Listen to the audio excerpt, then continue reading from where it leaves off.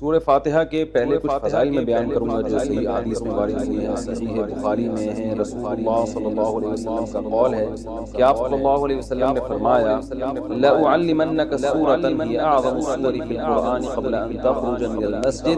صحابی کہتے ہیں ثم أخذ بيدي فلما أراد أن يخرج قلت له ألم تقل لأعلمنك سورة هي أعظم سورة في القرآن۔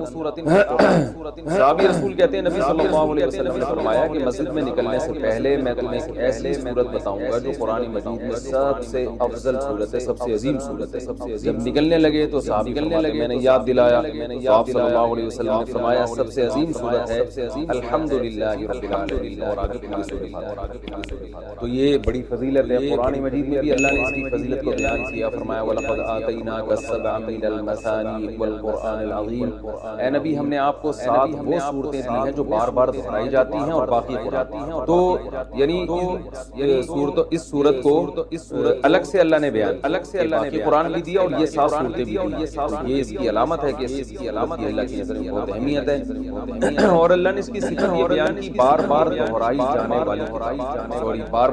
جانے والی سورت۔ تو یہ بھی اس کی ایک فضیلت ہے کہ بار بار نمازوں میں دہرائی جاتی ہے۔ نماز میں قرآن کا کوئی بھی حصہ اتنا زیادہ پڑھا جاتا ہے جتنا سورہ فاتحہ کو پڑھا جاتا ہے، بہت بڑی فضیلت ہے۔ اور آپ صلی اللہ علیہ وسلم نے فرمایا لم ينزل في التوراة ولا في الانجیل سورۃ مثل سورۃ الفاتحہ ولا اعظم منها۔ آپ صلی اللہ علیہ وسلم نے فرمایا نہ اللہ نے تورات میں اس سے بہتر سورت نازل کی، نہ انجیل میں، اور نہ باقی قرآن میں سے بہتر سورت نازل کی۔ اور ایک اور حدیث میں آتا ہے کہ رسول اللہ صلی اللہ علیہ وسلم نے ارشاد فرمایا کہ اللہ تعالیٰ فرماتے ہیں قسمت الصلاۃ بینی و بین عبدی۔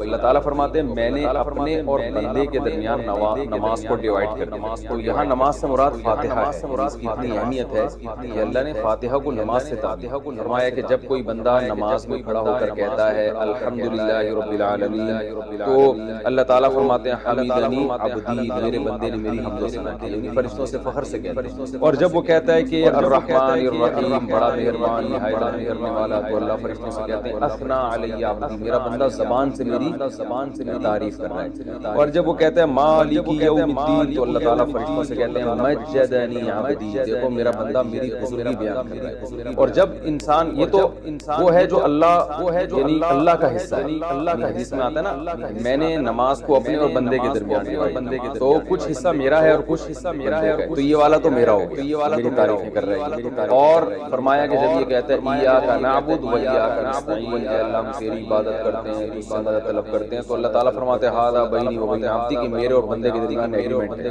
یہ توحید پر قائم رہے گا۔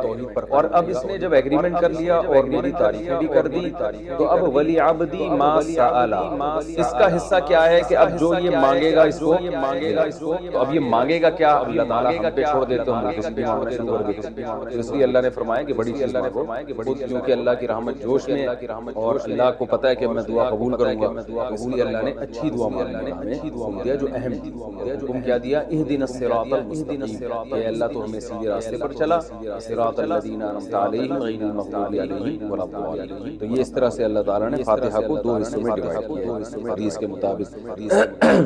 اور حدیث میں آتا ہے صحیح مسلم میں عبداللہ بن عباس رضی اللہ عنہ سے مروی ہے کہ آپ صلی اللہ علیہ وسلم کے پاس جبریل علیہ السلام بیٹھے ہوئے تھے، اچانک آپ نے ایک زوردار آواز سنی جو اس سے پہلے کبھی نہیں سنی۔ جبریل نے فرمایا کہ یہ ایک آسمان کا دروازہ ہے جو کھلا ہے، جو آج سے پہلے کبھی بھی نہیں کھلا تھا، اس سے ایک فرشتہ نازل ہوا، فرشتے نے نازل ہو کر پھر نبی صلی اللہ علیہ وسلم کو خوشخبری سنائی اور فرمایا ابشر بنورین اوتیتہما لم یؤتہما نبی قبلک فاتحۃ الکتاب و خواتیم سورۃ البقرہ۔ اس نے آپ صلی اللہ علیہ وسلم کو خوشخبری سنائی اور عرض کیا کہ یا رسول اللہ آپ کو میں 2 ایسی قرآن کی سورتوں کی خوشخبری سنا رہا ہوں جو آپ سے پہلے کسی نبی کو نہیں، ایک تو سورہ فاتحہ اور ایک سورہ بقرہ کا آخر کا آمن الرسول بما انزل الیہ من ربہ والمؤمنون۔ تو یہ اس کے کچھ فضائل ہیں، اس سے معلوم ہوتا ہے کہ بہت بڑی فضیلت ہے۔ ایک فضیلت سورہ فاتحہ کی یہ بھی ہے کہ یہ دم میں بھی رقیہ کے کام آتی ہے۔ صحابی سے ثابت ہے کہ انہوں نے جن اتارا اور سورہ فاتحہ پڑھ کے ان پہ پھونک مارتے گئے اور وہ جن کے اثرات ختم ہوتے تھے۔ تو اس لیے اگر کسی پہ خدا نخواستہ جادو یا جنات کے اثرات ہوں تو سورہ فاتحہ پانی پہ دم کر کے چھینٹے ماریں یا ویسے بھی ماریں، اس کا بہت فائدہ ہوتا ہے۔ یہ سورہ فاتحہ کیا ہے، اس میں کچھ فضیلت تھی جو میں نے آپ کے سامنے بیان. اب اس کی کچھ تفسیر بیان کروں گا. سورہ فاتحہ میں نماز میں اس کا کیا مقام ہے. رسول اللہ صلی اللہ علیہ وسلم نے ارشاد فرمایا کہ من لم یقرأ بفاتحۃ الکتاب فلا صلاۃ لہ. بخاری کی حدیث ہے جو شخص سورہ فاتحہ نہیں پڑھتا اس کی نماز نہیں. تو اتنی بات تو بہرحال ثابت ہے کہ سورہ فاتحہ نماز کا ایک ضروری حصہ ہے. اب اس میں اختلاف ہے فقہا کا کہ امام اگر پڑھ لے تو سب کی طرف سے کافی ہوگی یا نہیں. اس میں امام ابو حنیفہ رحمہ اللہ تعالیٰ کا جو قول ہے وہ یہ ہے کہ امام اگر پڑھ لے گا تو مقتدیوں پہ پڑھنا لازم نہیں ہے بلکہ جائز ہی نہیں ہے, بلکہ امام کی قرات مقتدیوں کے لیے کافی ہے. اور امام شافعی رحمہ اللہ تعالیٰ کی رائے یہ ہے کہ امام جب پڑھے گا سورہ فاتحہ تو مقتدی پر بھی واجب ہے, چاہے جہری نماز ہو یا سری نماز. اور بعض ائمہ کے نزدیک سری نماز میں تو امام پڑھے گا, جہری میں نہیں پڑھے گا. سب کے اپنے دلائل ہیں. امام شافعی رحمہ اللہ تعالیٰ کی دلیل ہے کہ یہ حدیث جو شخص فاتحہ نہیں پڑھتا اس کی نماز نہیں ہوتی. وہ کہتے ہیں اس میں تو یہ نہیں ہے کہ امام اور مقتدی کا فرق نہیں کیا گیا, لہذا سب کے بارے میں آئی. اور یہ جو آیت ہے قرآن مجید کی اذا قرئ القرآن فاستمعوا له, جب قرآن کی تلاوت کی جائے تو خاموشی سے سنو, تو وہ کہتے ہیں یہ جو ہے یہ جمعے کے خطبے کے بارے میں ہے, خطبے کے بارے میں اس کے بارے میں نہیں ہے, نماز کے بارے میں نہیں ہے. اس کے بارے میں صحیح حدیث میں آتا ہے کہ جو ہے وہ جب قرات کی جائے تو خاموشی سے, یعنی حدیث میں آتا ہے کہ جو فاتحہ نہیں پڑھتا اس کی نماز نہیں پڑھتا. اور بعض ائمہ اس طرف گئے ہیں کہ سری نمازوں میں تو پڑھی جائے گی, جہری میں نہیں. جہری میں کیوں نہیں پڑھی جائے گی؟ وہ کہتے ہیں قرآن کی آیت ہے جب قرآن پڑھا جائے تو خاموشی سے, اور سری میں اس لیے پڑھی جائے گی کہ یہاں قرآن زور سے پڑھا ہی نہیں جا رہا تو خاموشی سے سننے کے بھی ہمیں حکم نہیں ہے. لہذا جیسے چاہیں یعنی ہم جو ہے وہ اسی حدیث پر عمل کریں گے جس میں آتا ہے جو فاتحہ نہیں پڑھتا اس کی نماز نہیں پڑھتا. اور ایک حدیث میں یہ بھی ہے کہ صحابی نے پوچھا یا رسول اللہ ہم امام کے پیچھے ہوتے ہیں تو آپ نے فرمایا اقرا فی نفسک, کہ اس کو دل میں پڑھو, دل میں پڑھو اگر امام کے پیچھے بھی ہو تو. اس بیس پر بھی امام شافعی نے استدلال کیا کہ امام کے پیچھے بھی ہوں تو آپ کو فاتحہ پڑھنی ہے. جو امام حنیفہ کے دلائل ہیں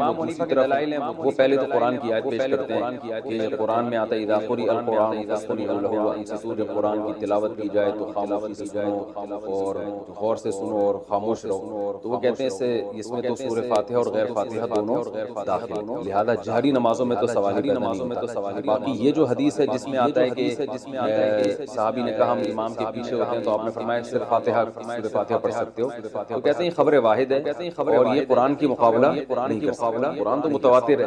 قرآن میں جب صاف لفظوں میں منع کیا جا رہا ہے اور خاص طور پر بعض صحابہ سے مروی ہے کہ وہ قسم اٹھا کے کہتے تھے کہ یہ نماز کے بارے میں نازل ہے. تو ہم کہتے ہیں کہ نماز ہو یا جمعہ ہو سب کو شامل ہے. جب بھی قرآن سنانے کے لیے پڑھا جائے گا تو اس کا سننا پڑا جائے گا. تو ایک ہوتا ہے کوئی اپنے طور پہ تلاوت کر رہا ہے وہ تو اس کی مرضی ہے, اپنے طور پہ تلاوت کر رہا ہے, آپ سنیں نہ سنیں. ایک ہوتا ہے باقاعدہ کوئی محفل ہو جس میں سنایا جا رہا ہو, اس میں تو سننا بہرحال واجب ہے. تو سری نمازوں کے بارے میں امام حنیفہ کی حدیث ہے, بہقی کی حدیث ہے من کان لہ امام فقراءۃ الامام لہ قراءۃ.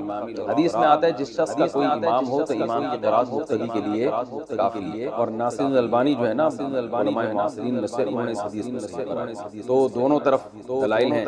اور یہ جو دلیل ہے کہ جو فاتحہ نہیں پڑھتا اس کی نماز نہیں ہوتی, تو صحیح مسلم کی حدیث میں آتا ہے کہ جو فاتحہ نہیں پڑھتا من لم یقرأ بفاتحۃ الکتاب فصاعدا, جو فاتحہ نہیں پڑھتا اور پلس سورت نہیں ملاتا اس کی نماز نہیں ملاتا. تو ہم کہتے ہیں پوری حدیث تو یوں کہ فاتحہ اور پلس سورت. جیسے سورت کے بارے میں آپ کہتے ہیں کہ جو امام کے پیچھے کھڑا ہے وہ سورت نہیں پڑھے گا, امام کی سورت اس کے لیے کافی ہوگی. ویسے ہی فاتحہ کے بارے میں رہا یہ مسئلہ کہ جو حدیث میں آتا ہے کہ جو فاتحہ نہیں پڑھتا نماز نہیں ہوتی, تو اس سے مراد ہے حقیقتاً بھی نہ پڑھے حکماً بھی نہ پڑھے. امام نے جب فاتحہ پڑھ لیا تو مقتدی پڑھنے والے ہی کہلائیں گے. حدیث میں خود آ گیا کہ جس کا امام ہے تو امام کی قرات مقتدی کے لیے کافی ہے. تو اس کا مطلب امام نے جب قرات کر لی مقتدی کی طرف سے وہ ہو گئی, وہ یوں ہی سمجھا جائے گا کہ وہ قرات کر جائے گا. تو یہ دلائل ہیں دونوں طرف ہیں, اس لیے جس بھی مجتہد کو فالو کریں لیکن ایک کو فالو کریں, ایک فقہ کو فالو کرنا چاہیے. کبھی یہ جو کبھی اس رائے کو اس کی سنجیدہ علماء ہیں اور صدیوں سے جو علماء اہل فتویٰ دیتے ہیں وہ اس کی اجازت نہیں دیتے ہیں. وہ کہتے ہیں ایک کو فالو کریں باقی سب کو فالو کریں. تو کچھ جلدی میں نے مختصراً خلافی مسئلہ بیان کیا. باقی سورہ فاتحہ کی تفسیر کیا ہے؟ قرآن مجید کی وہ سورت ہے جو سب سے پہلے جس کو رکھا گیا, نازل تو پہلے نہیں ہوئی ہے لیکن رکھا سب سے پہلے گیا.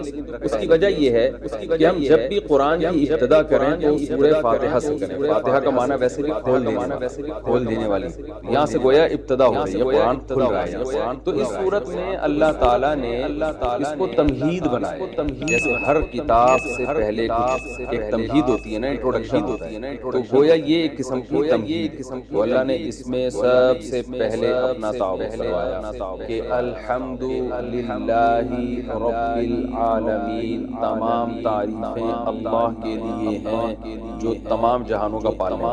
یہ جو للہ میں لام ہے نا، اس کو تخصیص والا لام بھی کہتے ہیں، بڑی اردو ہے، سمجھ میں نہ آئے تو کوئی ایسی بات نہیں، یوں سمجھ لیں کہ اسلام کا مطلب ہے تمام تعریفیں صرف اللہ کے لیے، یہ صرف بھی یہاں لگا ہوا ہے، یعنی جتنی بھی تعریفیں ہیں، سخاوت ہے، جود و سخا ہے، بہادری ہے، یہ جو بھی کمالات سمجھے جاتے ہیں، علم والا ہے، رحمت والا ہے، تو تمام تعریفیں حقیقت میں صرف کس میں پائی جاتی ہیں؟ اللہ میں۔ اگر انسانوں میں کوئی تعریف ہے تو اللہ کی دین سے، اللہ کی عطا سے، ورنہ حقیقت میں حقیقی تعریف کا مستحق تو صرف اللہ کی ہے۔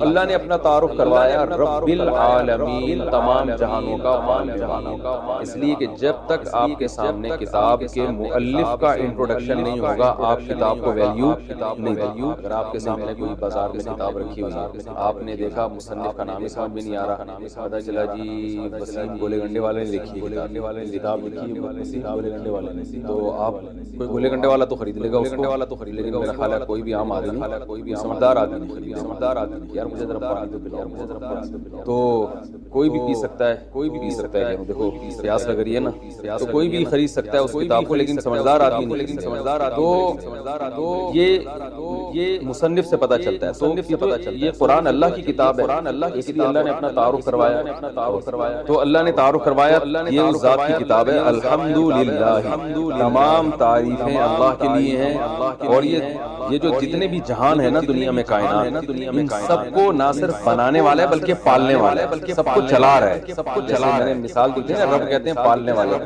تو باقاعدہ سب کی تربیت کر رہا ہے، سب کو کھلا رہا ہے، سب کو ایک نظام کے تحت چلا رہا ہے، تبھی پوری کائنات لاکھوں کروڑوں سالوں سے بچی ہوئی ہے، تو پالن ہار، پالنے والا، ابھی قرآن میں دوسرے مقام پر آتا ہے یمسک السماوات والارض ان تزولا، کہ اللہ نے زمین اور آسمان کو تھاما ہوا ہے، ولئن زالتا، اگر اللہ ان کو نہ تھامے نا اور یہ اپنی جگہ سے زائل ہو جائیں تو اللہ کے علاوہ کوئی دوبارہ ان کو اسی ٹریک پہ نہیں لا سکتا۔ نظام عالم بننے میں بھی اللہ کا محتاج ہے اور برقرار رہنے میں بھی اللہ، اتنی بڑی ذات ہے جس کی کتاب ہے آگے جو ہم پڑھو، الحمدللہ رب العالمین، العالمین عالم کی جمع ہے، عالم کہتے ہیں جہان، بہت سارے جہان ہیں، اب اس میں علماء کی مختلف آراء ہیں، بھئی جہان اس اعتبار سے بھی ہیں کہ زمین ایک الگ دنیا ہے، آسمانوں کی ایک الگ دنیا ہے، پھر آسمان سات ہیں، ہر سات آسمان کی ایک الگ دنیا ہے، تو اس لحاظ سے اللہ نے بہت سارے جہان، اور بعض علماء کہتے ہیں اس لحاظ سے بہت سارے جہان ہیں کہ ایک جہان یہ دنیا کا ہے، ایک قبر کا ہوگا اور ایک آخرت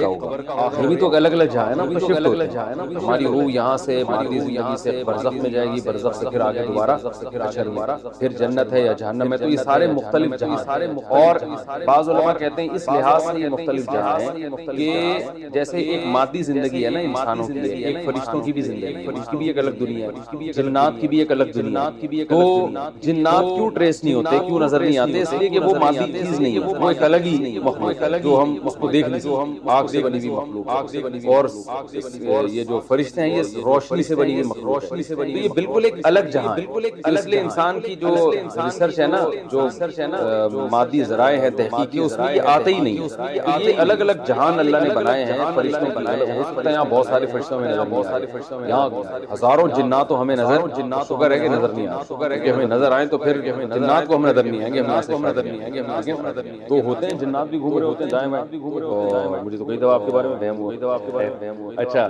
تو یہ بھی ایک الگ جہان ہے جنات کا، تو ایسے یعنی جس لحاظ سے بھی جتنے بھی جہان ہیں سب کو اکیلا پالنے والا کون ہے؟ تو اللہ بتا رہے ہیں یہ تو ایک جہان نہیں اور بھی بہت سارے، ایک الگ دنیا ہے، کہکشاؤں کی ایک الگ دنیا، تو رب العالمین الرحمن الرحیم، تو ابھی اللہ کا انٹروڈکشن چل رہا ہے، تو اللہ نے فرمایا کہ اس کی بہت ساری صفات ہیں، لیکن اس کی جو سب سے اہم ترین صفت ہے بڑا مہربان اور نہایت رحم کرنے والا، اس کو میں نے الرحمن رحیم کے لفظ میں بہت ڈیٹیل سے میں بیان کر چکا ہوں کہ اللہ کی رحمت اللہ کے غصے پر غالب ہے، اور اور اللہ اصل میں تو رحم ہی کرتا ہے، سزا جب دیتا ہے کہ جب کوئی اس کی نافرمانی کرے، اور اس میں بھی بہت سارے آپشن اس نے معافی کے رکھے ہوئے۔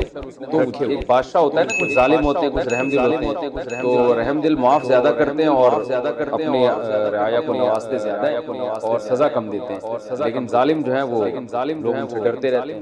تو اللہ تعالیٰ جو ہے رحم دل ذات ہے، لہٰذا وہ اپنے بندوں پر عطائیں زیادہ کرتا ہے اور ان کو سزا بھی دیتا ہے، مگر اتنی نہیں جتنی ان کو مستحق ہیں، بہت سے گناہ معاف ہو جاتے ہیں۔ اور الرحمن الرحیم آگے فرمایا کہ مالک یوم الدین، روز جزا کا مالک۔ دیکھیں مالک تو اللہ اس جہاں کا بھی ہے، اس جہاں کا بھی، لیکن روز جزا کا مالک اس لیے اللہ نے بیان کیا کہ اس دنیا میں عارضی طور پر انسانوں کی بھی حکومت ہے، لہذا انسان ایک دوسرے پہ ظلم کرتے ہیں اور اللہ یہ ظلم ہونے دیتا ہے، کیونکہ اللہ نے اختیارات دے دیے کہ تم چاہو تو سیدھے راستے پہ چلو، تم چاہو تو غلط راستے پہ چلو، اس قسم کے اختیارات اللہ نے ہمیں دیے۔ تو آخرت میں یہ اختیارات نہیں ہوں گے، اور آخرت میں ملکیت صرف اور صرف اللہ کی ہوگی۔ تو لہذا جو عقل مند لوگ ہیں وہ آخرت کو سامنے رکھ کر زندگی گزارتے ہیں، وہ کہتے ہیں اگر آج ہم نے اپنے اختیارات کا غلط اور ناجائز فائدہ اٹھایا تو کل ہمیں یہ بھگتنا پڑے گا، کیونکہ یہ اختیار ہم سے سلب ہو جائے گا، ہم سے چھین لیا جائے گا۔ اس لیے اللہ نے بتایا کہ مسلمان کا عقیدہ کیا ہے کہ اللہ دنیا کا بھی مالک ہے اور آخرت کا تو تنہا مالک ہوگا، اس میں تو عارضی طور پر بھی لوگوں کو اختیارات بھی، تو یہ آخرت کا عقیدہ بہت ضروری ہے، اس کے بغیر اسلام پہ نہ کوئی چل سکتا ہے، نہ مسلمان کہلا سکتا ہے۔ تو مالک یوم الدین کے بعد اللہ نے ہم سے ایگریمنٹ کروایا ایاک نعبد و ایاک نستعین، کیونکہ آگے اسلام پر چلنا اسی پر موقوف ہے۔ جب تک آپ ایک اللہ کی عبادت کے قائل نہیں ہیں، اسلام کہتا ہے آپ کی کوئی نیکی قبول ہے، تو ہم سے یہ ایگریمنٹ کروایا گیا ایاک نعبد، اے اللہ ہم تیری ہی عبادت کرتے ہیں، و ایاک نستعین، اور صرف تجھی سے مدد طلب کرتے ہیں۔ عبادت کو سمجھنے کی بہت شدید ضرورت ہے، عبادت کہتے کس کو؟ دیکھیں ہر چیز کے نا ایک لغوی معنی ہوا کرتے ہیں ڈکشنری میں، اور ایک ٹرم ہوتی ہے اصطلاح۔ تو عبادت قرآن و حدیث میں کبھی تو ایک جو ڈکشنری میں جو معنی ہوتے ہیں اس کے معنی میں استعمال ہوا، کبھی ایک اصطلاحی معنی میں۔ اصطلاح اور لغت میں کیا فرق ہے میں آسان زبان میں سمجھاتا ہوں۔ جیسے ہم کہتے ہیں کہ بھائی عربی میں لفظ ہے صلوات یا صلاۃ، صلاۃ عربی میں اصل میں دعا کو کہتے ہیں، صلاۃ جیسے، بلکہ اور آسان پرے عربی میں انگلش میں کسے کہتے ہیں؟ دعا کو، لیکن پرے نماز کو بھی کہتے ہیں، پرے نماز کو ہی کہتے ہیں نا۔ تو اب پرے کا لفظ اصل میں تھا انگلش میں دعا کی، لیکن نماز میں بھی چونکہ دعا وغیرہ مانگی جاتی ہے تو نماز میں بھی پرے کا اطلاق ہوتا ہے۔ تو اب پرے کا جو لفظ ہے ہم یہ کہیں گے کہ یہ ڈکشنری میں اس کے معنی نماز نہیں ہے، اس کے اصل معنی ہے دعا، لیکن یہ ٹرم ہے جو ایک مخصوص عبادت ہے، اس کو بھی پرے کہا جاتا ہے۔ اس عبادت ہے نا جو نماز کی شکل میں ہوتی ہے، اس کو بھی ہم کیا کہتے ہیں؟ اس کو بھی ہم پرے کہتے ہیں۔ عربی میں صلاۃ، صلاۃ کا عربی میں دو معنی آتے ہیں، دو معنی صرف ایک ہی معنی اس کو بتاؤں گا، جو لغوی معنی ہے دعا، جیسے ہم کہتے ہیں نا صلو علی الحبیب، کیا مطلب؟ نبی کے لیے رحمت کی دعا، صلاۃ و السلام جو ہے نا رحمت کی دعا کو کہا جاتا ہے۔ ان اللہ و ملائکتہ یصلون علی النبی، اللہ اس کے فرشتے نبی پر، اللہ تو رحمت بھیجتا ہے اور فرشتے نبی پر رحمت کی دعا کرتے ہیں۔ تو یصلو صلاۃ کس کے معنی میں آتا ہے؟ اصل میں دعا کے معنی۔ لیکن صلاۃ کیونکہ ہم جب مخصوص عبادت کرتے ہیں تو اس کو بھی صلاۃ کہتے ہیں، حی علی الصلاۃ ہے نا، آؤ نماز کی طرف۔ اب حی علی الصلاۃ میں کوئی بندہ گیا دعا مانگ کے واپس آ جائے اور کہ مولانا صاحب نے تو کہا تھا دعا کی طرف آؤ، میں تو دعا کر کے چلا گیا، تو ہم کہیں گے بھائی یہاں صلاۃ سے مراد یہ لغوی معنی نہیں ہے، بلکہ صلاۃ ایک ٹرم ہے، ایک مخصوص عبادت، قیام رکوع سجدے والی عبادت کو صلاۃ کہا جاتا ہے۔ تو ہر چیز کے ایک لغوی مطلب ہوتا ہے اور ایک اصطلاحی مطلب ہوتا ہے، تو جو زبان میں ماہر نہیں ہوتے وہ لغوی اور اصطلاحی معنی کو گڑبڑ کرتے ہیں۔ قرآن میں کہیں یہ لفظ اصطلاحی معنی میں استعمال ہوگا، کہیں لغوی معنی میں، جیسے اسلام، اسلام کا جو لغوی مطلب ہے اپنے آپ کو سپرد کر دینا، لیکن اسلام ٹرم میں کسے کہتے ہیں؟ ایک مخصوص مذہب کو کہتے ہیں۔ ایک مخصوص مذہب کو کیا کہا جاتا ہے؟ مسلم کا لغوی مطلب کیا ہے؟ مسلمن، سپرد کرنے والا، جو اپنے آپ کو کیا کر دے؟ سپرد کر دے۔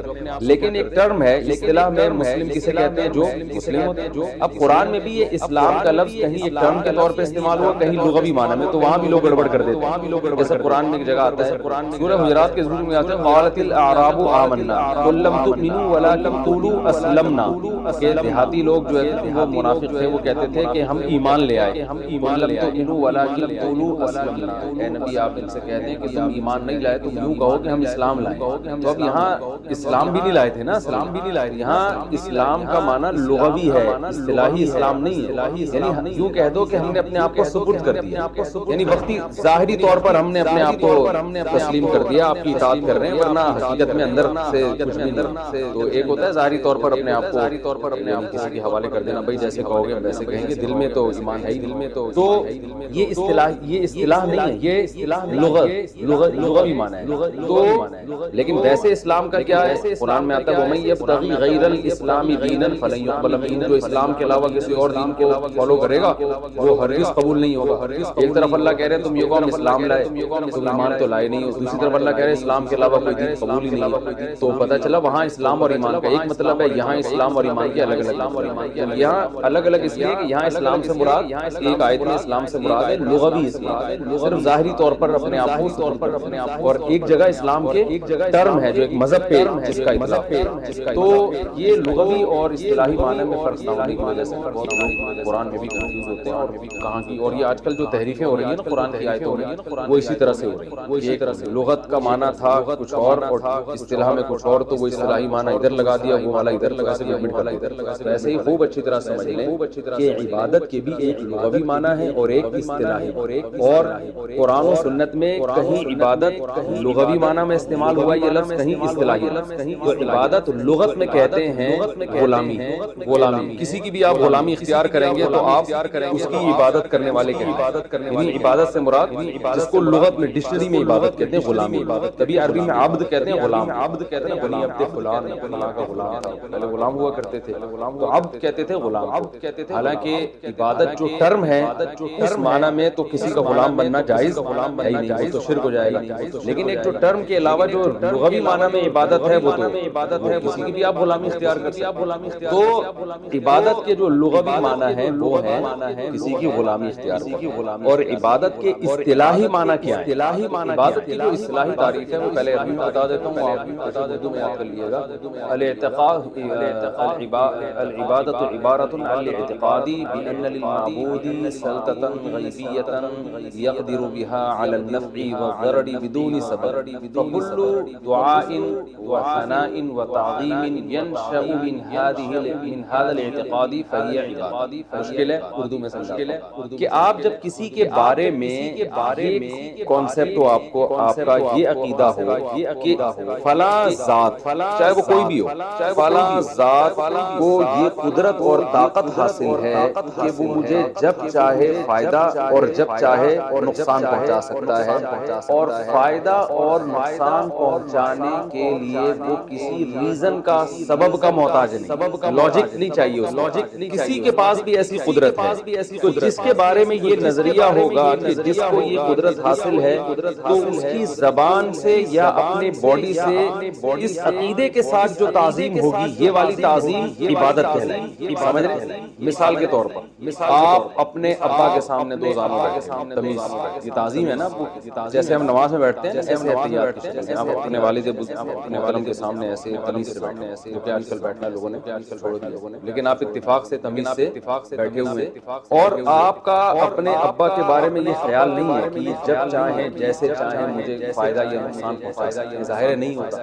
تو یہ تعظیم عبادت نہیں کہلاتی، عبادت جو اصطلاحی عبادت ہے جس کی وجہ سے شرک اور کفر کے فتوے لگتے ہیں. لیکن یہی ہم جب نماز میں اللہ کے سامنے ایسے احتیاط میں ادب سے بیٹھتے ہیں تو یہی ہمارا عمل کیا کہلاتا ہے؟ کہ ہم اللہ کی کیا کر رہے ہیں؟ اللہ کی کیا کر رہے ہیں. پھر جب زبان سے بھی ہم تعظیم کرتے ہیں، ہم زبان سے کہتے ہیں، جب دو زانوں بیٹھ کے ہم کیا کہتے ہیں؟ تحیات للہ والصلوات والطیبات کہتے ہیں نا. اب یہ زبان سے اللہ کی جو ہم تعریفیں کر رہے ہیں، یہی تعریفیں اگر ہم ابا کی زبان سے کرنا شروع کرتے ہیں، ابا آپ بہت زبردست ہیں، ابا بہت پیارے ہیں، ابا بہت پیارے ہیں، یعنی ہم لوگوں کا بڑا خیال رکھا ہے، تو یہ بھی تو تعریف ہے نا. لیکن یہ تعریف عبادت نہیں کہلائے گی. اس لیے نہیں کہلائے گی کہ یہ اس جذبے کے ساتھ نہیں ہے، اس میں اس طرح کی تعظیم نہیں ہے کہ آپ یہ سمجھ رہے ہو کہ یہ مجھے نفع اور نقصان پر قدرت سبب کے بغیر بھی رکھتے ہیں. یعنی نفع اور نقصان پر قدرت کو رکھتے ہیں، لیکن اتنی قدرت جتنی اسباب کے تحت کچھ کرنے میں کچھ کسی سبب کے محتاج ہیں.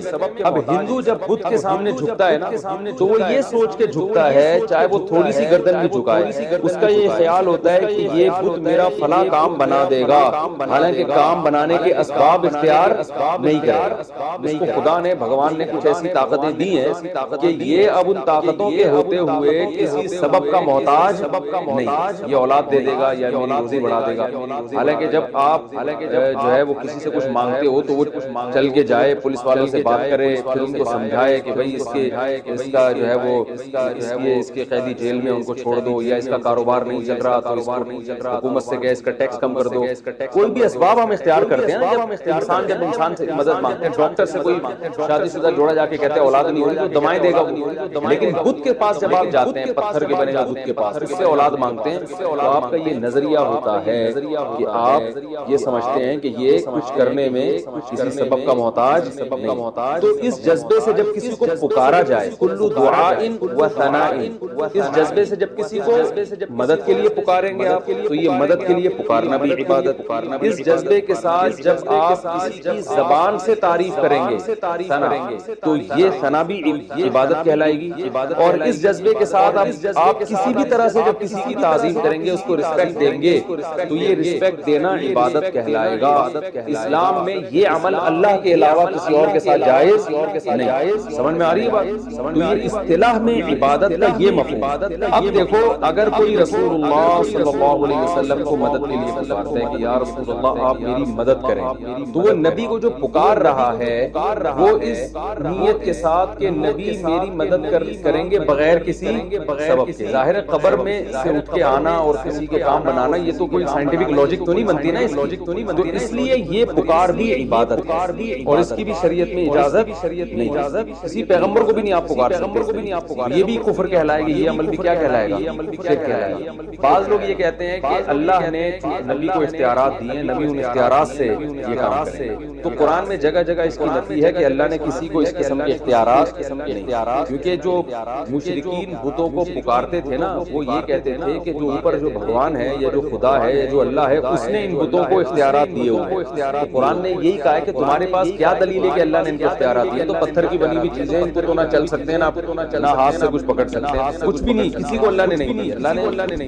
اسباب سے ہٹ کے کام کرنے کا اختیار اللہ نے سارا اپنے پاس رکھا ہے، اس میں کسی پیغمبر کو، کسی فرشتے کو، کسی انسان کو شریک کیا ہی نہیں، یہ سب کچھ اللہ کے ہاتھ۔ تو اس لیے اصطلاح والی عبادت وہ اللہ کے علاوہ کسی اور کی جائز، ہاں ویسے ہم کہہ سکتے ہیں ہم نبی صلی اللہ علیہ وسلم کے غلام ہیں، اس لحاظ سے ہم سب عبد ہیں، اور عربی میں جو عورت ہوتی ہے وہ اس کو امہ کہتے ہیں۔ امہ کا مطلب جو عبد کا معنی غلام اور امہ کا معنی تو یہ انسانوں کے بھی ہوتے ہیں، غلام تو کوئی بھی، ہم اپنے والدین کے غلام ہیں، کہتے ہیں نا ہم بھائی ہم جو ہے نا اپنے اساتذہ کے غلام ہیں، ہم بزرگوں کے غلام ہیں، تو یہ غلامی عبادت ہے، کیونکہ اس میں جب آپ کسی کی تعظیم، اور یہ تعظیم عبادت، یہ تعظیم بھی عبادت ہے، آپ کسی بزرگ کے سامنے سجدہ بھی کر لو، اگر اس عمل کو عبادت نہیں کہیں، ہاں گناہ ضرور کہیں گے کہ شریعت نے اتنی بڑی تعظیم سے منع کیا۔ بھائی تعظیم کی بھی کچھ حدود ہے نا، تمیز سے بیٹھ گئے دو زانوں، چلو کبھی پاؤں چلنا بھی سمجھ میں آتا ہے، لیکن آپ اس کے سامنے سر رکھ کے سجدہ کرو، یہ عمل شرک نہیں کہلائے گا، بلکہ یہ عمل ناجائز تعظیم۔ شرک اس لیے نہیں کہلائے گا کہ آپ کا یہ عقیدہ تھوڑی ہے کہ آپ کی بگڑی بنا سکتے، آپ جب اس کی تعظیم کر رہے ہو تو یہ تعظیم عبادت کہلائے گی، بس تعظیم برائے تعظیم کہلائے گی، اور اگر حدود سے تجاوز ہے اس تعظیم میں تو گناہ کہیں گے، شرک نہیں کہیں گے، گناہ کہیں گے۔ اسی وجہ سے کہ شریعت میں کسی اور کے سامنے سجدہ کرنے کی اجازت نہیں ہے۔ اس لیے علماء کہتے ہیں سجدے کی دو قسمیں ہیں، ایک وہ سجدہ جس سے انسان کافر ہو جاتا ہے، اور ایک وہ سجدہ جس سے کافر تو نہیں بلکہ گنہگار نہیں، بلکہ جیسے قبروں کو یا بزرگوں کو کوئی اگر سجدہ کرتا ہے تو اگر عبادت کی نیت سے کرے گا تو کافر ہو جائے گا، صرف تعظیم کی نیت سے کرے گا تو کافر نہیں۔ تو وہ فرق کیا عبادت کی نیت اور تعظیم میں؟ بھائی عبادت میں یہ جذبہ ہوتا ہے کہ یہ جو ہے نا میری بگڑی بنا سکتا ہے، یہ اس کو اختیارات حاصل ہیں، یہ مجھے روزی دے سکتا ہے، مجھے اولاد دے سکتا ہے، اس جذبے کے ساتھ سجدہ کریں گے تو کافر ہو جائیں گے۔ اور اس جذبے سے کے بغیر ویسے ہی کسی کی عقیدت محبت میں آ کے آپ اس کے سامنے زمین پہ سر رکھ دیتے ہو، یہ عمل گناہ کبیرہ تو ہے، مگر اس سے انسان کافر نہیں ہوتا، کیونکہ کافر ہوتا ہے غیر اللہ کی عبادت، اور یہ عمل عبادت، تو یہ عبادت خوب اچھی طرح سمجھ گئے نا عبادت کا مطلب کیا ہے۔ تو اب عبادت کے مختلف ارکان ہیں، مختلف اقسام ہیں کہ کون کون سی تعظیمیں ہیں جو لوگ کر رہے ہیں مختلف، وہ میں بتاتا ہوں۔ پہلے میں عبادت کا جو لغوی معنی ہے اس معنی میں بھی قرآن میں عبادت کا لفظ استعمال، جیسے قرآن میں آتا ہے وما خلقت الجن والانس الا لیعبدون، میں نے انسان اور جنات کو اس لیے بنایا تاکہ وہ میری غلامی۔ یہاں عبادت سے اصطلاحی عبادت مراد نہیں ہے، بلکہ کیا لغت میں غلامی. تو ہماری پیدائش کا بنیادی مقصد یہ تھا کہ جو اللہ کہے ہم اس پر عمل. لہذا اللہ جب عبادت کا کہے گا تو ہم عبادت کریں گے, جب عبادت سے منع کرے گا تو ہم منع ہو جائیں گے.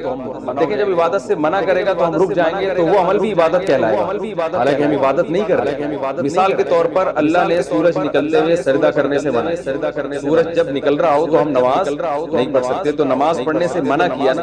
ہم جب نماز پڑھنے سے رک جاتے ہیں اللہ کے کہنے پر, تو یہ عمل کیا ہے, ہم عبادت سے رک گئے مگر ہم یہ اللہ کی غلامی میں کر رہے ہیں, تو یہ عمل بھی عین عبادت ہے. تو اب یہ کیسے ہو سکتا ہے کہ ایک کام عبادت ہوگی اور نہیں بھی ہو؟ تو بھائی عبادت اصطلاحی لحاظ سے تو یہ عبادت نہیں ہے. اصطلاح میں جس پہ عبادت کہتے ہیں نا وہ عمل نہیں کر رہے, لیکن لغت میں جس کو عبادت کہتے ہیں غلامی وہ کر رہے ہیں, کیونکہ ہم اللہ کی غلامی میں سجدے سے بچے. بھائی اصطلاح میں عبادت تو نماز کو, روزے کو, زکات کو کہیں گے نا, جو صرف اللہ کی جاتی ہے. اصطلاح میں عبادت کہتے ہیں نماز, سجدہ, روزہ, یہ سب چیزیں ہیں, یہ عبادت کہلاتی ہیں. لیکن لغت میں عبادت غلامی کو, کسی کی بھی اطاعت کو. تو قرآن میں اللہ نے فرمایا کہ میں نے انسان و جنات کو پیدا کیے میری عبادت کرنے. کیا مطلب میری فرما برداری. تو اس میں نماز بھی آتی ہے, ماں باپ کا کہنا ماننا بھی آتا ہے, جناب اس میں شادی بیاہ بھی آتا ہے, اس میں ولیمے کا کھانا بھی آ رہا ہے, اور اس میں اپنی صحت بنانا بھی آتا ہے, یہ بھی عبادت ہے. بھائی اللہ نے حکم دیا صحت بناؤ, تو اس میں حلال چیزیں کھانا بھی آتا ہے, اللہ نے کہا کہ حلال چیزیں کھاؤ. تو یہ سب چیزیں عبادت کے مفہوم میں داخل ہیں. وہ عبادت جس کو لغت میں عبادت, لیکن ٹرم جو عبادت کی ہے وہ کھانا کھانے کی عبادت نہیں, بلکہ والدین کی خدمت کرنے کو بھی آپ عبادت نہیں کہہ سکتے, کیونکہ وہ ایک ٹرم ہے نا, ٹرم کسی کی تعظیم, وہ تو صرف اللہ کی تعظیم ہوگی نا, اللہ کی اس جذبے کے ساتھ. تو وہ عبادت نماز ہے, روزہ ہے, زکات ہے, حج ہے, تسبیحات ہیں, اعتکاف ہے, اور یہ جہاد بھی اس میں داخل ہے. تو بنی اسرائیل نے کیا کیا, بچڑے کی عبادت شروع کر دی. حضرت موسیٰ بڑے غضبناک ہوئے. تو ایک تو یہ قرینہ ہے کہ اس قوم میں بھی گائے کی عبادت ہوتی تھی. دوسرا یہ کہ جب اس قوم کے کسی شخص کو یہ اعتراض ہوا کہ ہم دوبارہ کیسے زندہ ہوں گے, تو اس قوم میں ایک واقعہ ہوا جس کا اس قرآن میں یہاں ذکر بھی ہے, جو آج ہم نے آیات پڑھی ہیں. وہ ذکر یہ ہے کہ ایک شخص قتل ہو گیا. کہا جاتا ہے کہ بھتیجے نے اپنے چچا کو قتل کر دیا وراثت لینے کے لیے. چچا کی اولاد نہیں تھی تو یہ پھر بھتیجوں میں آتی ہے, اگر بھائی نہ ہو. تو بھتیجے نے کیا کیا, اپنے چچا کو قتل کر کے غائب. اب پتہ ہی نہیں چل رہا کہ چچا کو قتل کس نے کیا. تو حضرت موسیٰ علیہ السلام نے بنی اسرائیل کو حکم دیا کہ گائے ذبح کرو, اور گائے کا گوشت اس مقتول پہ لگایا جائے گا, تو مقتول کو اللہ زندہ کر دیں گے.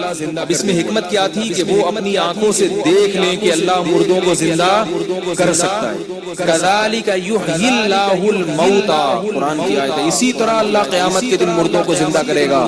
ویریکم آیاتہ, اور اپنی نشانیاں اللہ تمہیں دکھاتا ہے. لعلکم تعقلون, تاکہ تم عقل سے کام لو. اب دیکھو اللہ تعالیٰ مردے کو زندہ کرنے کے لیے کوئی اور طریقہ بھی تو استعمال کر سکتے تھے. گائے کو کاٹنے کا حکم کیوں دیا؟ بہت مشکل ہے سمجھانا. کیوں دیا حکم؟ بنی اسرائیل کے دلوں سے گائے کا تقدس اور عظمت نکل جائے, کیونکہ انہوں نے گائے کی عبادت تو چھوڑ دی تھی, لیکن توہم پرستی کی دنیا سے نہیں نکلے تھے.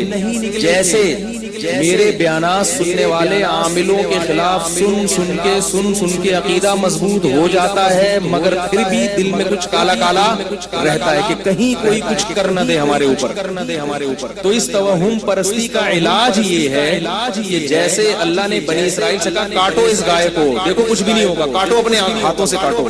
تو اسی طرح میں یہ کہتا ہوں کہ عاملوں کے خلاف صبح و شام بولا کرو, عاملوں کو جا کے بولا کرو کہ تمہارے پاس جتنے جن ہیں, چڑیل ہیں اور روحانی ٹوٹکے تمہیں جادو منتر آتے ہیں, میں بیٹھا ہوا ہوں, سارے تعویذ مجھے دو, میں اپنے شلوار کے نیفے میں رکھوں گا, اگر میرا ایک بال بھی خراب ہو گیا تو میرا نام بدل دینا. یہ کام جب تک نہیں کرو گے تو آپ کے اندر عاملوں کے خلاف کانفیڈنس پیدا نہیں ہوگا. فضول میں توہم پرستی میں ڈرتے رہو گے پاگلوں اور احمقوں سے.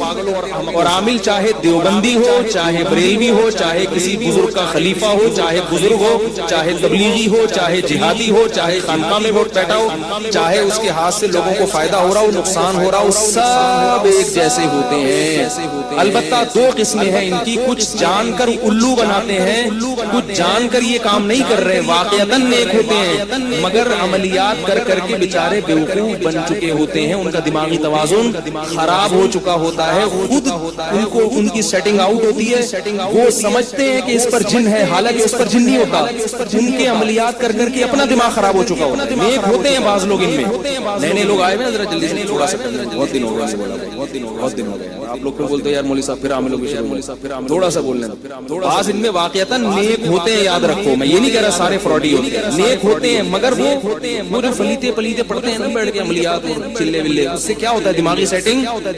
میں نے ان میں نیک تو دیکھے ہیں مگر کوئی بھی نارمل نہیں دیکھا، سارے اب نارمل دیکھے، سب ایب نارمل ہو، خیر اتنا کافی ہے، باقی 27ویں رات کو انشاءاللہ۔ اچھا چلیں آگے۔ تو بنی اسرائیل کو اللہ نے کیا حکم دیا کہ گائے کو کاٹو تاکہ تمہارے دلوں سے یہ تقدس نکلے۔ بھائی جب یہ خدا نہیں ہے تو جیسے دوسرے جانور ہیں، بکری کو کاٹ کے کھاتے ہو اور مرغی کاٹتے ہو صبح شام، اس پر کوئی اللہ کا عذاب آتا ہے؟ اتنی چکن ہے، فارمی چکن روزانہ کروڑوں کے حساب سے کٹ رہی ہے، حالانکہ مرغی بھی تو انڈا دیتی ہے۔ گائے اگر دودھ دیتی ہے تو مرغی بھی کیا کرتی ہے؟ انڈا دیتی ہے۔ انڈے کی ویلیو دودھ سے کم نہیں ہے، انڈے میں جو کولیسٹرول ہوتا ہے نا وہ صحت کے لیے بڑا مفید ہے۔ روزانہ نہار منہ 2 انڈے صبح ابلے ہوئے اپنے خرچے پہ کھایا کریں، اس لیے اپنے خرچے میں لگاتا ہوں کہ میں واضح مشورہ دیتا ہوں، وہ کہتے ہیں کہ اتنے پیسے کہاں سے لیں۔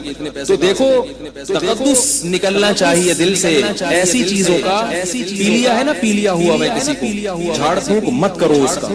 سورہ فلق سورہ ناس پڑھ دینا، آیت الکرسی پڑھ دینا، وہ تو ٹھیک ہے، وہ سنت سے ثابت ہے، آیت الکرسی پڑھ کے پھونک لگنا، یہ جھڑواتے ہیں نا جا کے، چھوڑ دو، یہ دماغ سے نکالو، یہ سوائے وسوسے کے کچھ بھی نہیں ہے۔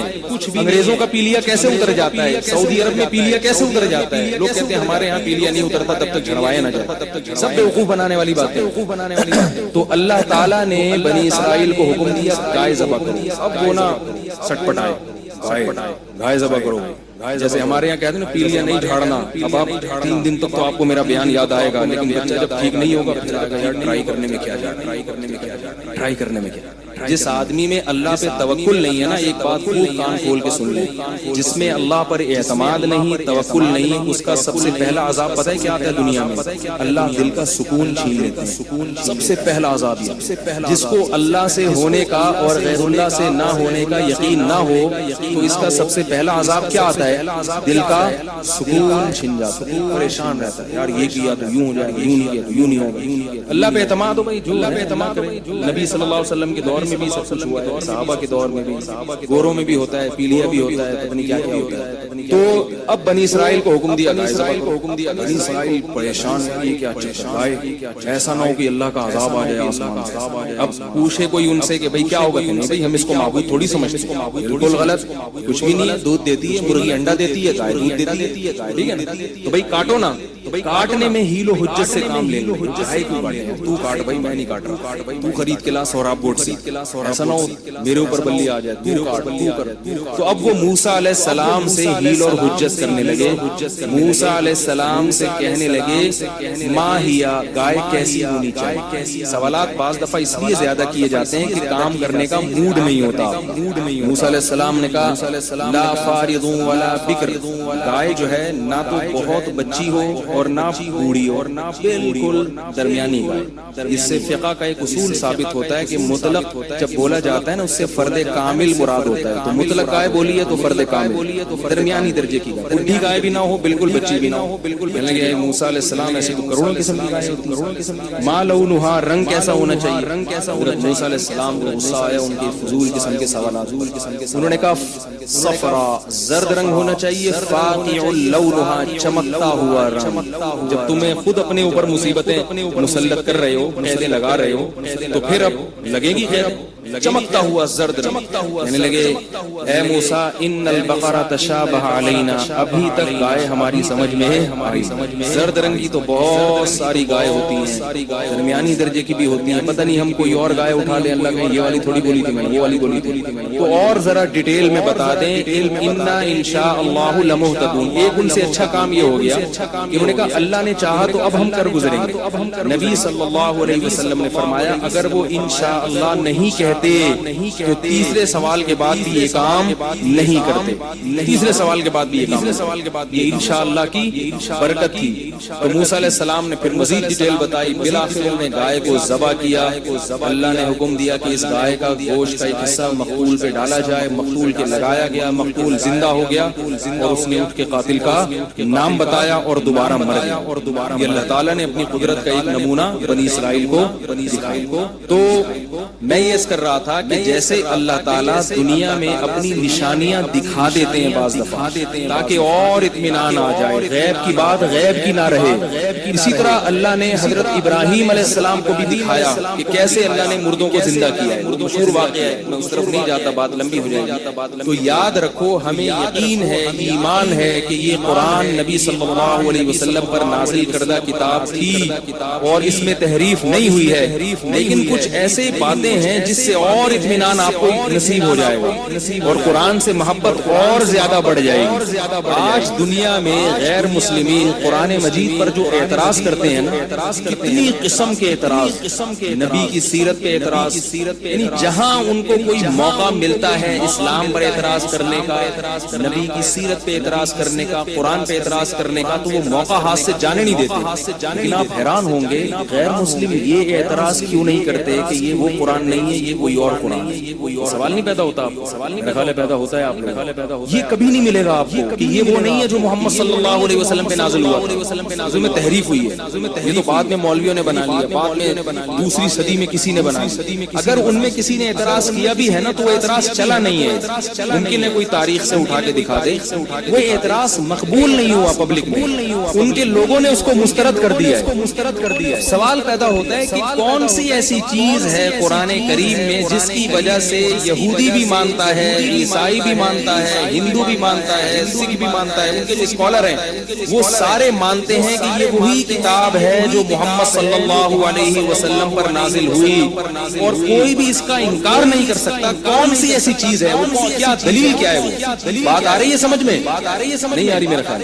دیکھیں کسی بھی خبر کو پہچاننے کے نا کچھ سائنٹیفک اصول ہیں پوری دنیا میں مسلم. خبر کے سچا اور جھوٹا ہونے, ہمیں جب کسی سے کوئی کتاب پہنچتی ہے یا خبر پہنچتی ہے تو سچی بھی ہو سکتی ہے اور جھوٹی بھی. میں نے ایک دفعہ بیان میں تواتر کی بات کی تھی. جو متواتر خبر ہوتی ہے نا وہ جھوٹی نہیں ہوتی. متواتر خبر میں اس کو ریپیٹ نہیں کروں گا, بڑا لمبا بیان کروں گا. لاکھوں لوگ مختلف علاقوں سے ایک چیز کو نقل کر رہے ہوں تو وہ جھوٹی نہیں ہو سکتی. میں اس کی ایک اور دلیل دیتا ہوں کہ متواتر خبر جھوٹی نہیں ہو سکتی. اس کی ایک سائنٹیفک دلیل ہے, اس کو کوئی بھی نہیں جھٹلا سکتا. وہ دلیل یہ ہے کہ 10 آدمی ہو, 10 آدمی, آپ نے 10 کو بلایا اور ایک کوڈ دے دیا ان کو 015678 کچھ کر کے ٹیڑھا میڑھا کر کے, ترتیب سے نہیں, 017598 پرچی پہ لکھ کے دے دیا آپ نے. دوسرے کو بھی بلا کے الگ سے چپکے سے دیا 015798, تیسرے کو بھی دے دیا 015798, چوتھے کو بھی دے دیا 015798, پانچویں کو بھی دے دیا 015798. سب کو پرچی میں لکھ کے پکڑا کے ان کو پھیلا دیا اور ان کا اب آپس میں لنک نہیں. اب آپ تجسس میں ہیں کہ میں نے جو کوڈ دیا تھا 10 کو وہ کیا تھا, جو کوڈ دیا تھا نا 015798 دیا تھا, آپ کو نہیں پتا ہے. آپ دمشق میں گئے اس کے پاس, وہ مصر میں بیٹھا ہوا ہے, ایک دمشق میں بیٹھا ہوا ہے, ایک شام میں بیٹھا ہوا ہے, کوفہ میں بیٹھا ہوا ہے, بصرہ میں بیٹھا ہوا ہے. آپ دمشق والے شخص کے پاس گئے اور آپ نے اس سے پوچھا کہ وہ جو کوڈ آپ کو طارق صاحب نے دیا تھا وہ کیا تھا. 015798. آپ پھر گاڑی میں بیٹھے اور شام پہنچ گئے, اور یہ اس وقت کی بات ہے جب موبائل ایجاد نہیں, یعنی ایسا نہیں ہے کہ اس نے اس کو فون کر کے بتا دیا ہو, یا اس نے اس کو فون کر کے بتا دیا. پھر آپ شام پہنچے, پھر آپ مصر پہنچے, جہاں جہاں جا رہے ہیں سب کے پاس سے پرچی پہ بھی وہی کوڈ نکل رہا ہے, اور جس کو زبانی یاد ہے تو زبان پہ بھی وہی کوڈ نکل رہا ہے. تو یہ اس کی علامت ہے, اس کو دنیا میں کوئی بھی نہیں جھٹلا سکتا کہ بھائی جو اصل آدمی نے جو کوڈ بتایا تھا وہ کوڈ 100% یہی ہے, اس کے علاوہ کوئی اور نہیں ہے. اس میں کسی نے اپنی طرف سے تحریف نہیں کی ہے. اگر کی ہوتی تو ایک نے کی ہوتی, 2 نے کی ہوتی, 3 نے کی ہوتی, سارے کے سارے ایک پر کیسے متفق ہو گئے. نہیں آ رہی میرا خیال ہے بات. اب آپ مجھے بتائیں کہ 015798 کا آپ ایک تجربہ کریں. یہ تو میں نے ایک لفظ بتایا نا, آپ اس کے علاوہ کوئی اور لفظ 100 آدمیوں کو بٹھائیں, آپ ایک کے کان میں ایک کوڈ کہیں اور کہیں کہ یہ دوسرے کو بتاؤ, وہ دوسرے کو بتائے گا, وہ تیسرے کو بتائے گا, وہ چوتھے کو بتائے گا, سوے انسان پہ آ کے وہ تبدیل ہو چکا ہوگا. بہت مشکل ہے, کیا بہت مشکل ہے. امیر صاحب ان لوگوں کی سمجھ میں نہیں آ وہ 100 نمبر پہ جا کے تبدیل ہو چکا ہو. ہم جب چھوٹے بچے تھے تو ٹی وی میں ایک پروگرام آتا تھا, ایک بچہ دوسرے کے کان میں کوئی لفظ کہتا تھا, وہ دوسرے کے کان میں, وہ تیسرے کے کان میں, چوتھے, اور آخری میں آ کے وہ سارا تیا پانچا ہو چکا ہوتا. کوئی کیا کہہ رہا ہے, کوئی کیا کہہ رہا ہے, تیسرا کچھ اور کہہ رہا ہے, چوتھا کچھ اور کہہ رہا ہے, پانچواں کچھ اور کہہ رہا ہے, چھٹا کچھ اور کہہ رہا ہے. ایک اتنا سا کوڈ جو 4-5 ہندسوں پر مشتمل ہے, اس کی 10 آدمیوں میں جب وہ ڈیوائڈ ہوتا ہے تو اس کی حفاظت نہیں ہوتی, چینج ہو جاتا ہے. الحمد سے لے کے والناس تک قرآن مجید ایک ایسا